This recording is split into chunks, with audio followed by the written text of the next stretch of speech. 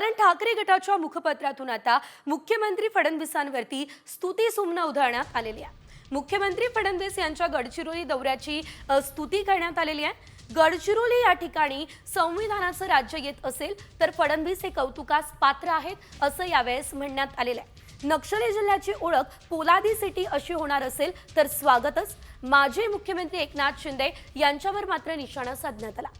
एकंदरीत जर आपण बघितलं ठाकरे गटाकडून फडणवीसांचे गोडवे यावेळेस गाण्यात आलेले आहेत।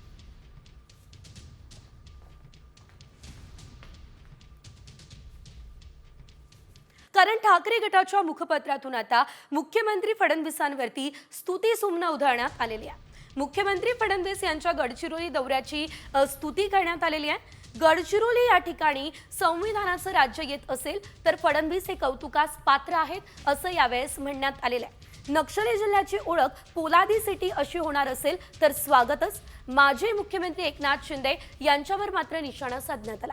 एकंदरीत जर आपण बघितलं ठाकरे गटाकडून फडणवीसांचे गोडवे यावेळेस गाण्यात आलेले आहेत।